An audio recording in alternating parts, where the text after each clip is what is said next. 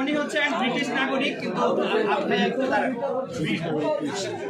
British নাগরিক। এখন সোহেল ভাইয়ের কাছ থেকে সোহেল ভাইয়ের পরিচয়টা আমরা জানবো আজকে।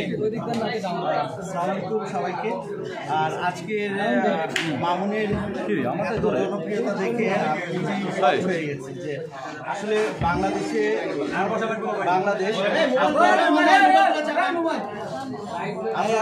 মানুষের একটা ধারণা থাকে যে যারা টিকটক করে, যারা ইউটিউব করে, তাদের জনপ্রিয়তা তোমার ফ্যান দেখো। আজকে এই জনপ্রিয়তা প্রমাণ করলো ঝুম হয় না মেইন স্ট্রিম। আপনি একটু ঠিকঠাক বসেন না, দেন আমি আমি আজকে ওকে বলছি যে শাকিব খানের মতো আজকে ক্রাউড হয়ে গেছে। আমি বলছি যে মামুন নেক্সট যাচ্ছে লন্ডনে, সে সেলুন ওপেনিং করে। মাসুদ আমার ভাই সেলুন ওপেন করবে। সে হচ্ছে ব্রিটিশ গভর্নমেন্টের কাউন্সিলর, সে আসছে এখানে ফার্স্ট টাইম। তো আমার মনে হয় সে শাকিব খানের জনপ্রিয়তা ছেড়ে যাবে মামুন। আর বিউটি সেক্টর যেটা বলবো, যে আপনারা অনেকেই প্রশ্ন করছেন যে ও কেন বিউটি সেক্টরে আসলো। ওর যে হেয়ার স্টাইল, বা বিভিন্ন রকম ভাবে স্টাইল করে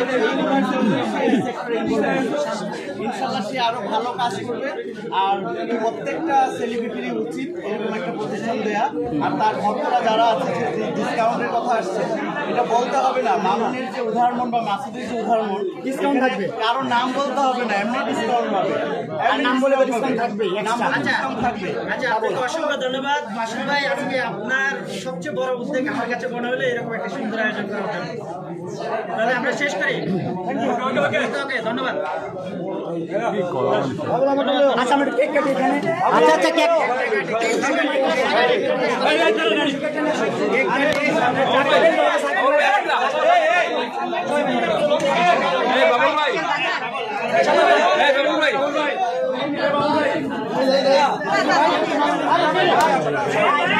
সবাই বসে দিচ্ছে তো, একজন একজন দিচ্ছে। আরে দিচ্ছি তো, আপনারা বসে